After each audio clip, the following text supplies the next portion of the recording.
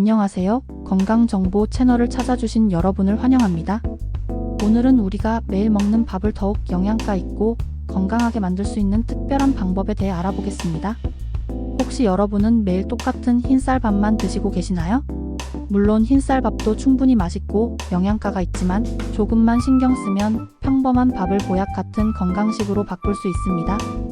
오늘 소개해드릴 5가지 음식은 모두 우리 주변에서 쉽게 구할 수 있는 것들입니다. 그런데 이런 재료들을 밥과 함께 지으면 단순히 영양가만 높아지는 것이 아니라 소화 흡수율도 좋아지고 맛도 더욱 풍부해집니다. 특히 이 방법들은 우리 조상들이 오랫동안 사용해왔던 전통적인 방법들입니다. 현대 과학으로도 그 효능이 입증된 지혜로운 조리법들이죠.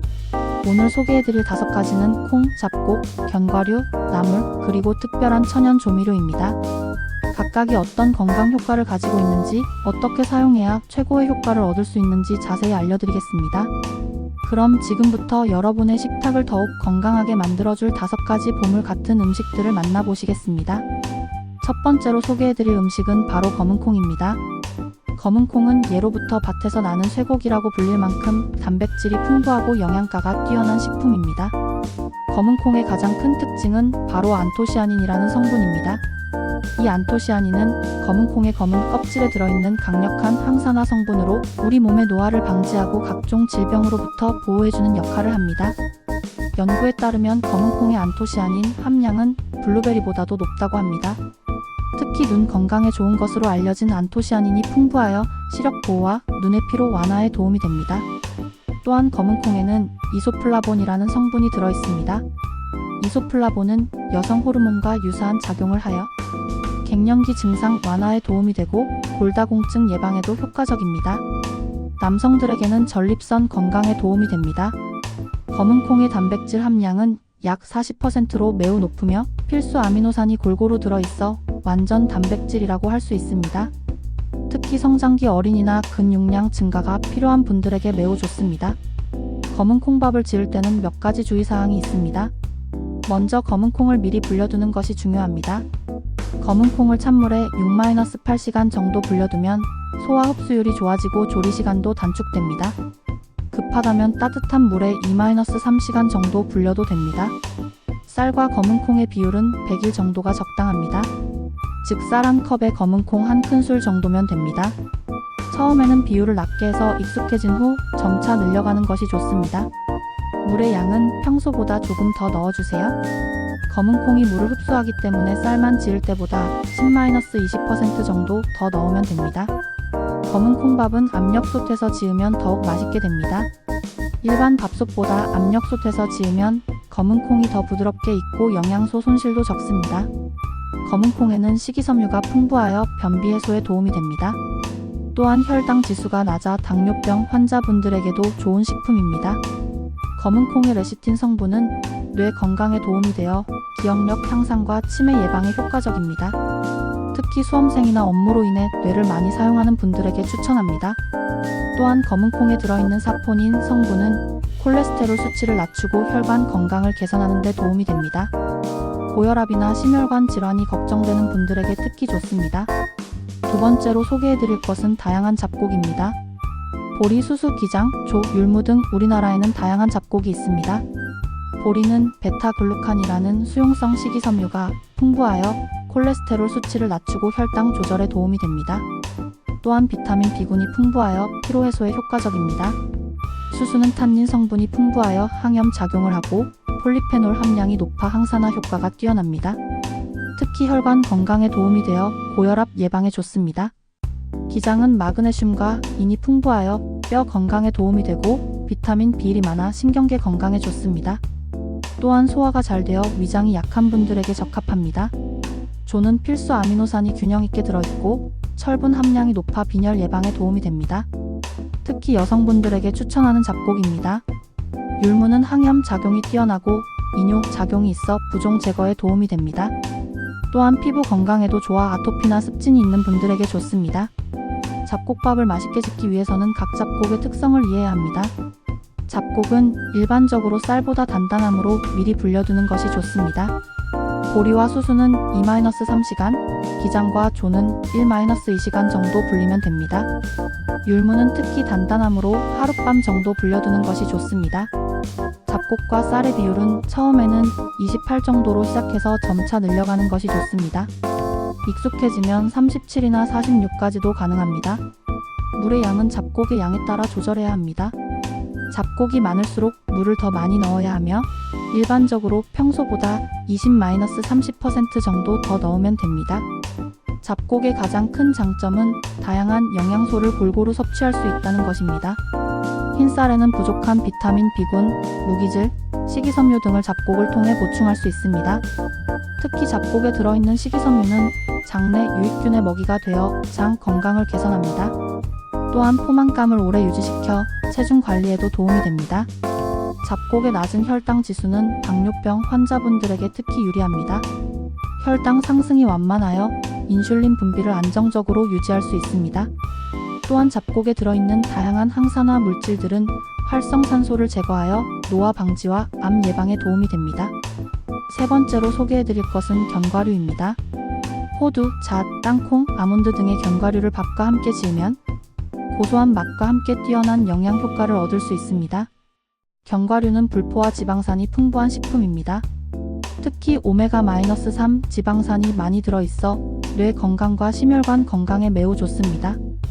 호두는 오메가-3 지방산 함량이 견과류 중에서 가장 높습니다. 연구에 따르면 호두를 꾸준히 섭취하면 기억력이 향상되고 치매 위험이 감소한다고 합니다.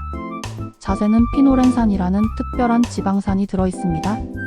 이 성분은 식욕을 억제하는 호르몬 분비를 촉진하여 다이어트에 도움이 됩니다. 아몬드는 비타민 E가 풍부하여 강력한 항산화 작용을 합니다. 또한 마그네슘과 칼슘이 많아 뼈 건강에도 좋습니다. 땅콩에는 레스베라트롤이라는 항산화 물질이 들어있습니다. 이 성분은 포도주에 들어있는 것과 같은 성분으로 심혈관 건강에 도움이 됩니다. 견과류를 밥에 넣을 때는 적당히 부숴서 넣는 것이 좋습니다. 너무 크면 씹는 맛은 좋지만 소화에 부담이 될 수 있고 너무 잘게 부수면 고소한 맛이 줄어듭니다. 쌀 한 컵의 견과류는 한 큰술 정도가 적당합니다. 너무 많이 넣으면 밥이 기름져서 소화에 부담이 될 수 있습니다. 견과류는 밥을 짓기 전에 살짝 볶아서 넣으면 더욱 고소한 맛을 낼 수 있습니다. 단, 너무 오래 볶으면 영양소가 파괴될 수 있으니 주의하세요. 견과류의 불포화 지방산은 나쁜 콜레스테롤을 낮추고 좋은 콜레스테롤을 높여 심혈관 질환 예방에 도움이 됩니다. 또한 견과류에 들어있는 비타민 E와 셀레늄은 강력한 항산화 작용을 하여 세포 손상을 막고 노화를 지연시킵니다. 견과류의 마그네슘은 혈압을 낮추는 데 도움이 되고 칼슘과 함께 뼈 건강을 유지하는 데 중요한 역할을 합니다. 특히 견과류의 단백질은 식물성 단백질 중에서도 품질이 우수하여 근육 유지와 성장에 도움이 됩니다.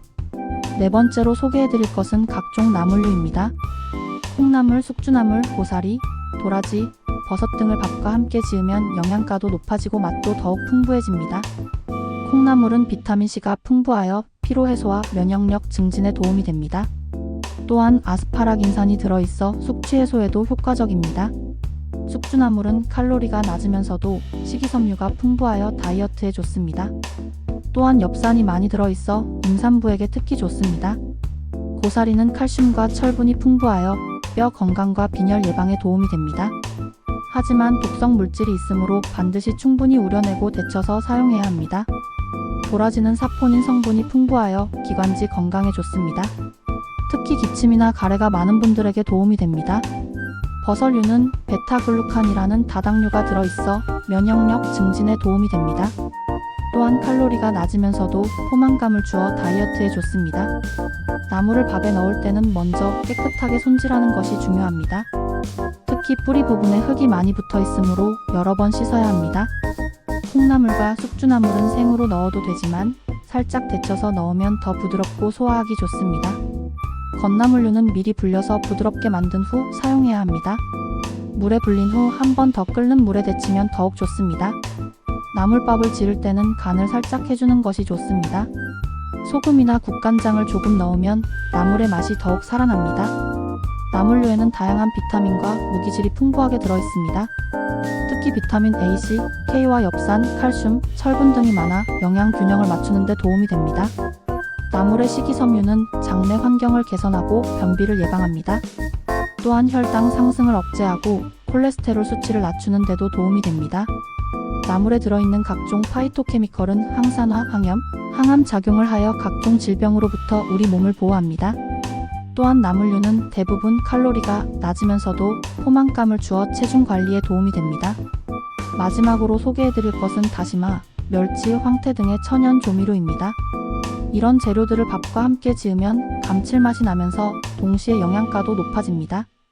다시마는 요오드가 풍부하여 갑상선 건강에 도움이 됩니다. 또한 알긴산이라는 성분이 들어있어 중금속을 몸 밖으로 배출시키는 해독 작용을 합니다. 다시마의 후코이단이라는 성분은 면역력을 증진시키고 항암 작용을 하는 것으로 알려져 있습니다. 또한 혈압을 낮추고 혈당을 조절하는 데도 도움이 됩니다. 다시마를 밥에 넣을 때는 작은 조각으로 잘라서 넣으면 됩니다. 쌀 한 컵에 다시마 한 조각 정도가 적당하며 밥이 다 지어진 후에는 꺼내도 되고 그냥 두고 먹어도 됩니다. 멸치는 칼슘이 풍부하여 뼈 건강에 매우 좋습니다. 특히 성장기 어린이나 골다공증이 걱정되는 중년 여성분들에게 추천합니다. 또한 멸치에는 양질의 단백질이 들어있고 DHA와 EPA 같은 오메가-3 지방산도 풍부합니다.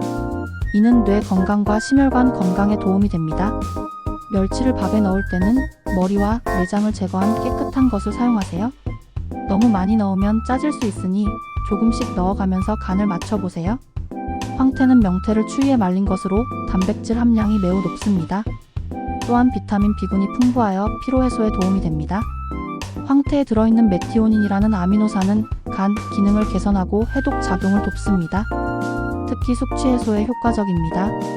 황태를 밥에 넣을 때는 미리 찢어서 넣으면 됩니다. 밥이 지어지면서 황태가 부드러워지고 국물 맛이 우러나옵니다. 천연 조미료를 사용할 때는 짠맛을 주의해야 합니다. 특히 멸치나 황태는 염분이 있으므로 다른 간을 줄여야 합니다. 다시마는 너무 오래 넣어두면 밥이 미끈해질 수 있으므로 적당한 시간에 건져내는 것이 좋습니다.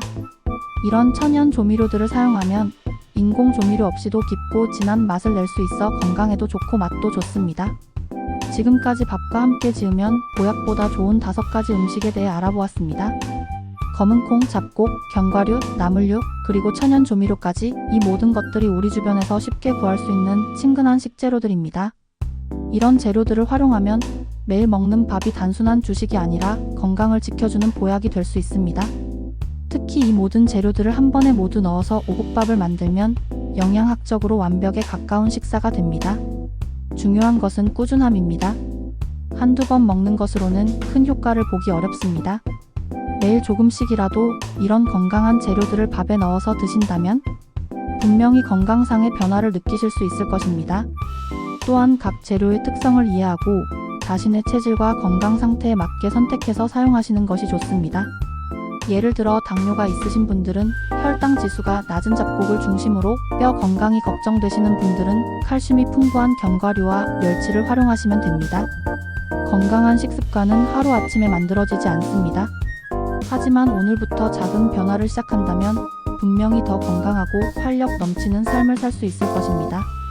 다음 시간에도 여러분의 건강한 식생활에 도움이 되는 유용한 정보로 찾아뵙겠습니다. 오늘도 시청해주셔서 감사합니다. 건강한 밥상, 건강한 하루 되세요.